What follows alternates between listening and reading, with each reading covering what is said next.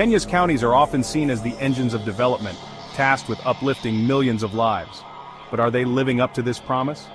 Today we focus on Kilifi County, where a harsh reality emerges.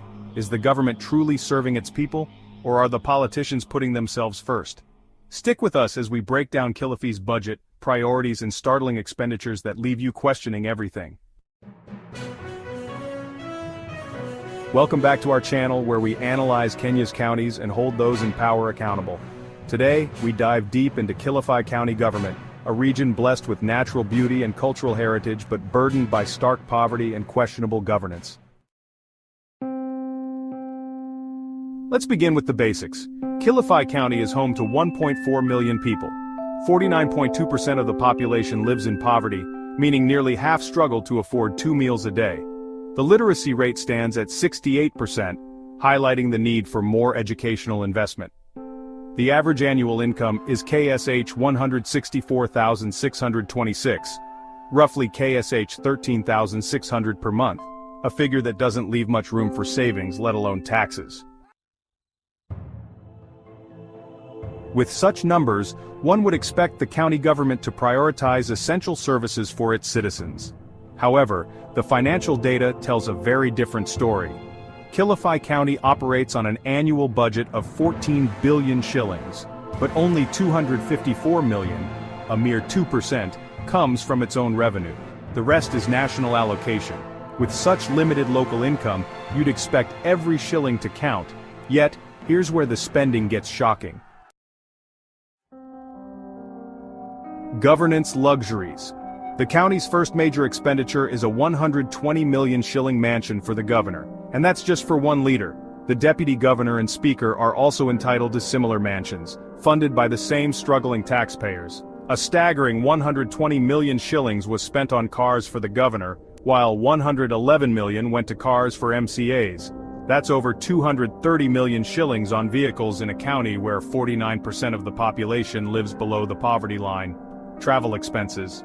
Foreign travel alone cost taxpayers 42 million shillings. Here's what that money was spent on. Leadership Summit in Dubai, 9.5 million shillings. Investors Meeting in Germany, 5.4 million shillings. Tech Conference in Israel, 3.5 million shillings. Waste Management Workshop in Germany, 3.2 million shillings. Poverty Alleviation Workshop in Dubai, 2.2 million shillings. The irony? These workshops, supposedly aimed at alleviating poverty or improving governance, could easily have been attended virtually, for a fraction of the cost. Domestic travel wasn't spared either, with an additional 245 million shillings spent. Allowances. MCAs raked in 30 million shillings in allowances, and temporary committee allowances added another 58 million shillings. Despite all this spending, only 350 million shillings went to bursaries and education, barely enough to make a dent in the horrific state of public schools. How can a county claim to serve its people when its schools are crumbling, yet millions are splurged on luxury? When half of Kilifi's population cannot afford basic necessities, why is so much of the budget being directed toward mansions, vehicles, and unnecessary travel? Why not channel these funds into healthcare, schools, or youth empowerment programs?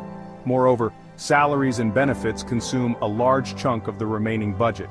Corruption, rampant across the country, is yet another shadow over Kilifi's governance. The numbers don't lie. In Kilifi County, the priorities of the government appear painfully clear. Politicians come first and citizens come second. What do you think? Should such expenses be allowed in a county with such high poverty rates? Let us know in the comments below. Your voice matters. If you found this analysis insightful, don't forget to like, subscribe, and turn on notifications for more deep dives into Kenya's counties.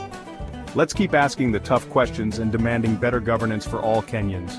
Thank you for watching, and until next time, stay informed and engaged.